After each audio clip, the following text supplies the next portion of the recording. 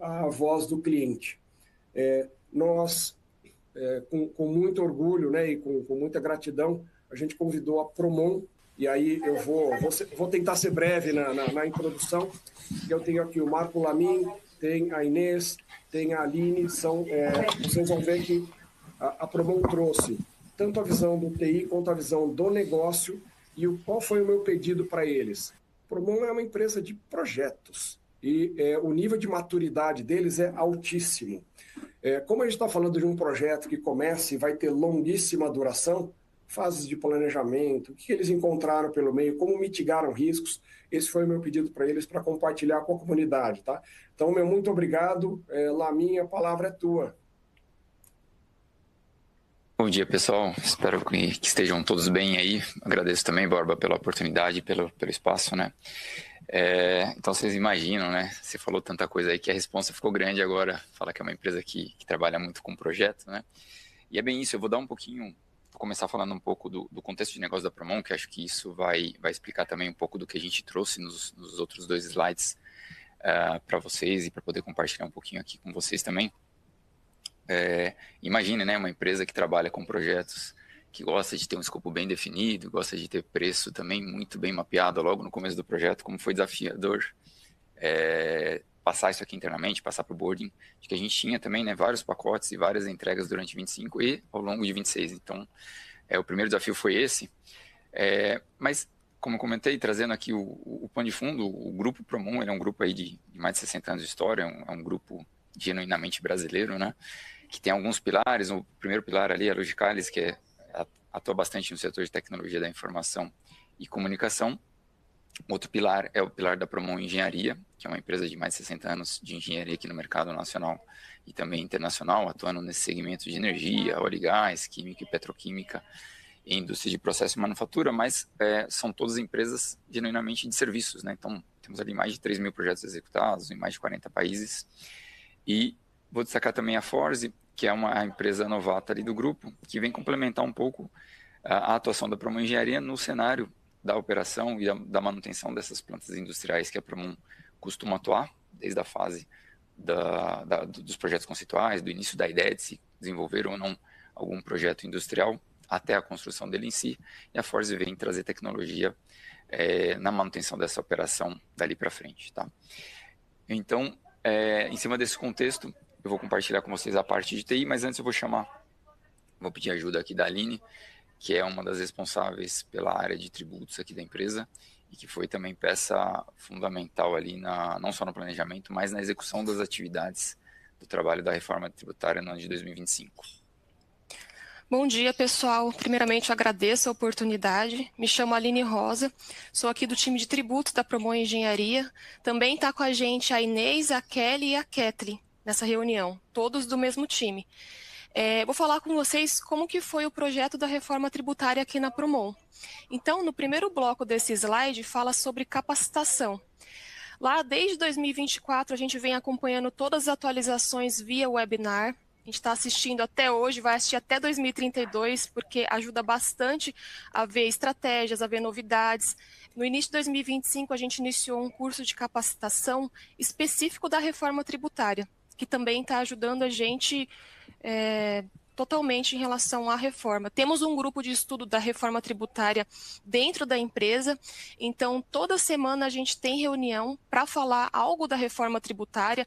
Se não é ajuste no sistema, é novidade da reforma. Se não é novidade da reforma, é legislação nova que está surgindo agora, sem ser da reforma, que está tendo novas obrigações acessórias também.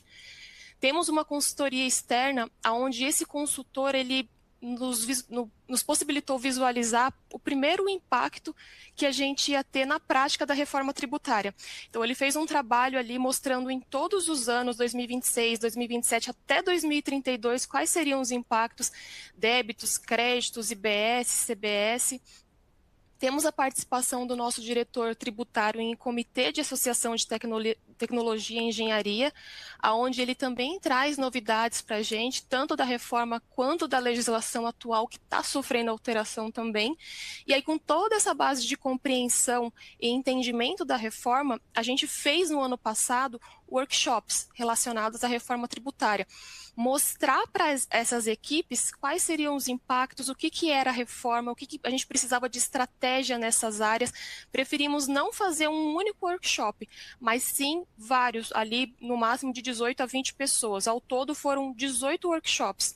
Que a gente sabe, quando tem um grupo menor, o pessoal fica mais à vontade para perguntar, para dar ideias, para dar sugestão.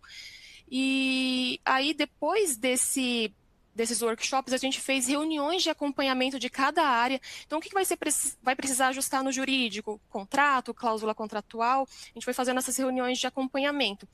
E com os workshops apresentados e essas reuniões de acompanhamento em andamento, iniciamos um processo de comunicação dentro da empresa. Então, temos um aplicativo aqui de comunicação interna, onde a gente fez publicações ali de forma quinzenal para todos da empresa. Então, o que é a reforma tributária, o que é o IBS, o que é o CBS, o que é uma apuração assistida, para trazer o pessoal aqui para perto da gente também, para instigar eles. No final do ano passado, encaminhamos um e-mail de orientação aos nossos prestadores. Então, o que vai ter de alteração em 2026 é a alíquota teste? Vocês precisam colocar a alíquota teste de IBS e CBS. Não vai atingir o Simples nesse ano, vai atingir em 2027. Mandamos todos os embasamentos legais para eles. E também temos reportes à nossa holding, à nossa diretoria geral aí, mostramos em tempo real o que está acontecendo, quais são os impactos, o que a gente está traçando de estratégia. E aí, com tudo isso mapeado, a gente vai para esse último bloquinho aqui. A gente tem agora os impactos. Entre eles, mencionamos aqui alguns. Tem vários impactos. A gente tem um planilhão com todos os ajustes a serem feitos. Mas esse a gente listou como sendo um dos mais importantes. Contrato, a gente incluiu uma cláusula contratual sobre a reforma tributária para os nossos clientes, mencionando que os novos tributos eles deverão ser acrescidos no preço. Formação de preço, fluxo de caixa, a gente já montou toda uma base ali numa planilha de Excel. Por enquanto, ainda estamos traçando algumas estratégias, está em andamento, mas a gente está aguardando a publicação da alíquota oficial do IBS-CBS para aí sim seguir. Apurações e conciliações também a gente está aguardando regulamentação da Receita do Comitê Gestor, porque não tem ainda como que vai funcionar a parte das contas contábeis. E o Split Payment a gente fez um estudo básico que também está em andamento e a gente também está aguardando maiores publicações aí por parte da Receita. E indo para sistemas de TI, que eu já vou passar a palavra para o Lamin para ele falar da parte técnica, a gente montou um Excel com todos os serviços faturados pela Promon Engenharia. Então, foram todos os serviços versus o NBS, C-Class-Trib, Indiop. E, após isso, a gente fez as parametrizações dentro da J1 Betax, fizemos testes no ambiente bolha, no QAS, e aí com posterior envio para produção no final do mês passado. E, em produção, todas essas ordens de venda elas tiveram que ser refeitas com novos serviços e com os novos cálculos de IBS-CBS. Em linhas gerais, pessoal, é isso. Eu agradeço a oportunidade e eu passo a palavra para o Lamin. Legal, obrigado, Aline. Vamos lá. Esse é o último slide aqui da nossa participação e aí compartilhando um pouquinho com vocês, né, o que a gente teve de experiência, principalmente na parte TI. A gente começou o ano exatamente com essa preocupação de como não deixar o ambiente produtivo ser afetado pelas modificações da reforma tributária. E a primeira ação foi fazer esse ambiente bolha que ficasse isolado, mas ao mesmo tempo integrado através de rotas de transporte entre esse ambiente bolha e os ambientes tradicionais ali de dev, QS, produção, para que as duas coisas caminhassem em paralelo, ou seja, a vida do dia a dia e a evolução da empresa durante o ano, mas as evoluções e as melhorias da reforma tributária. Aí, com relação a isso, a gente também viu que era muito importante ter uma participação nos webinários, webinários de fornecedores, webinários de órgãos como o SERPRO, ou até de ex-auditores da Receita, tinham muita informação sendo compartilhada desde o começo do ano. Isso foi importante para pautar a gente, não só na delimitação do escopo do que estava sendo implementado, ou que seria, né, eventualmente implementado durante o ano, mas também entender como isso ia mudando ao longo do tempo. Além Além disso, olhando mais para a parte técnica, toda vez que tinha uma publicação nova ou aqueles documentos técnicos sendo divulgados pelos órgãos, era também uma fonte importante para a gente entender tecnicamente qual era o tamanho do impacto e o que seria exigido, não só da Rimini, mas também de outros parceiros eventualmente. Com isso em mãos, a cada entrega ou cada desenho que a Rimini trazia para a gente, trazia para o mercado com relação aos pacotes, a gente fazia uma análise, uma verificação técnica dessa implementação, do conteúdo do pacote, quanto tinha de aderência ou impactos no nosso ambiente, e aí partia ali para os sprints de implementação e de testes desse pacote, até que a gente tivesse a certeza de que cada pacote estava 100% implementado e operacional. Além disso, esses testes eles estavam sempre em acordo com o nosso time de tributos, né? A gente estava sempre em alinhamento constante, não só das leis, das normas, para entender o que estava mudando, mas entender também o que a Rimini estava entregando aqui para a gente, e para ver se isso estava adequado e estava caminhando conforme o que a gente tinha de expectativa durante o ano. No começo ali, no primeiro slide, a gente tinha comentado que nós somos uma empresa de serviço, então o nosso foco acaba sendo mais a validação e as emissões de notas fiscais de serviço, né? Então a gente acabou também fazendo durante esse ano a implementação de novo emissor das notas fiscais eletrônicas de serviço, que a gente não tinha no ano passado, então acabou entrando como mais um desafio ali durante o ano para a gente.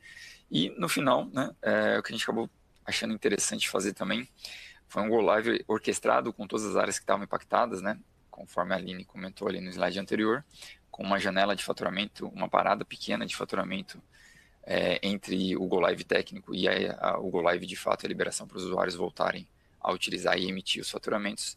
E acho que foi bacana, foi uma política que funcionou bem para que o Go Live funcionasse sem maiores percalços. Tá? E aí aqui embaixo, só trazendo um pouquinho uma visão de como a gente separa um pouco os escopos de 2025 e 2026, até para ajudar, né, internamente, não só a TI, mas também as áreas, o boarding, a entender um pouco dos escopos, as áreas afetadas e como a gente ia começar a segregar os orçamentos. Acho que era isso, tá, Borba? Que a gente separou, até pelo tempo, para não consumir muito mais tempo. Então, agradeço novamente. E aí, qualquer dúvida, estamos à disposição também. Maravilha, muito obrigado, Lamin, Aline. Como vocês viram, né? Eu só queria reforçar 2 pontos da apresentação da Promon, tá? Vocês viram que a gente tem aqui o engajamento de todas as áreas da empresa, né? A Aline falou muito de workshops internos, buscar informação, traduzir isso em dia a dia impacto. Isso é uma constante. Então, isso é uma constante na realidade da Promon e é algo que a gente vê que é uma receita que deu certo, né? E que vai durar durante alguns anos ainda. Tem muita coisa para acontecer dali para frente. E vocês viram que a Promon está organizada em empresas do grupo, né? Tem lá uma área de TI na Forze, que é o time que toca projetos, e eu falei de nível de maturidade. Então, vocês olham aqui, uma das primeiras coisas que o Lamin falou ele falou meio discreto, mas eu queria destacar, né? Todo projeto tem que ter escopo definido, né? A gente aprende isso lá no básico, né? O projeto tem que gerenciar escopo. E a gente tem um escopo mutante aqui no meio, né? Esse mutante começa a ter gremlin, né? Você joga água, começa a nascer um monte de bichinho ali no meio. A Aline muito bem comentou que, junto com reforma tributária, a gente tem outras legislações sendo publicadas, outras regulamentos que vão saindo em conjunto, que acabam subsidiando também ações da reforma tributária. Então, tem um dinamismo, tem uma volatilidade enorme. E como que a gente consegue gerenciar um projeto com tanta volatilidade? É um baita de um desafio, tá? Então, por isso que eu quis trazer Promon para compartilhar com vocês. Muito obrigado à Promon, ao tempo de vocês aqui, e vamos seguir com a apresentação, tá?